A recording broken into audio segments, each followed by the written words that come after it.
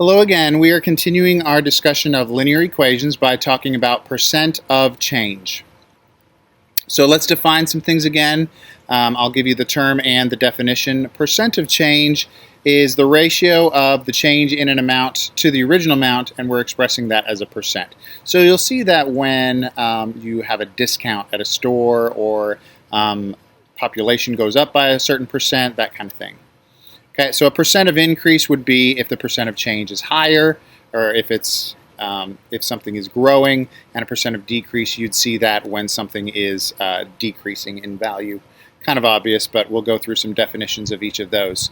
So there's two equations we need to know.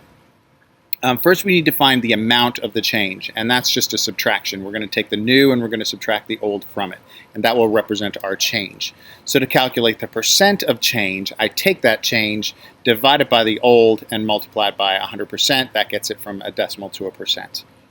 Okay, so we're going to use those two equations. For example, what is the percent increase from 50 to 65?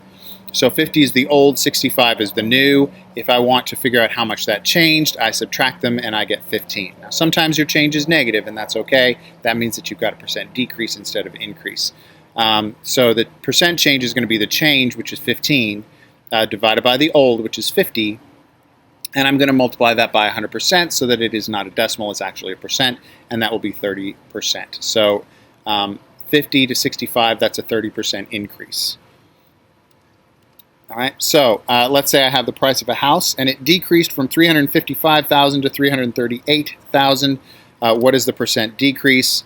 Again, change is new minus old, so it went from $355,000 to $338,000. So that's the order I have to subtract them, and as you notice, I get a negative $17,000. Okay, so looking at the percent change, I'm going to take the change, which is negative $17,000, and divide it by the old, which is $355,000, and multiply that by 100%. So that is negative 4.79%. So that is a 4.79% decrease in the price. Okay?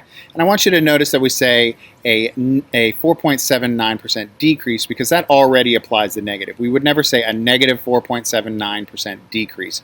We've already talked about it being negative. Now you've made it a double negative, and now it means something totally different. So be careful how you say your answer, especially on tests and other assessments and stuff like that. So here's a slightly different example. We have a pair of jeans that normally cost $80. Now I know what the percent change is going to be because I have a coupon that says 15% off. Okay, so we're given the percent change, so now I need to work backwards. Percent change is change minus the old times 100%. Well, I know the percent change is 15%. I don't know the amount of the change, but I do know that the original price of the jeans was $80. So I can plug those things in and figure out the rest.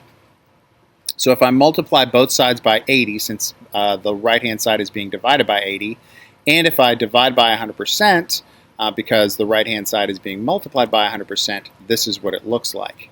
So I've got 15% times 80 divided by 100% equals change divided by 80 times 100% times 80 divided by 100%. So the new stuff, the stuff that I talked about doing, is actually in red, and everything else is the way it was before. Now I start canceling things on the right. That divided by 80 and multiplied by 80, those are opposites, so they cancel each other out. Multiplying by 100% and dividing by 100%, those cancel each other out. So what I have is negative 15% times 80 divided by 100% equals the amount of the change. So the change is going to be, once I figure out all of that, the change is going to be negative 12. All right. So now I can figure out how much the jeans cost because I know what the change is. I know what the old price is. That's 80. And I just need to figure out the new price. So negative 12 will equal the new price minus 80. So if I'm solving for the new price, I need to get rid of that minus 80. So I add positive 80 to both sides. That gives me negative 12 plus 80, which is 68. That means the jeans will cost $68. So there's an example of each type of question I could ask you. If you have any questions, please let me know, and I will see you tomorrow.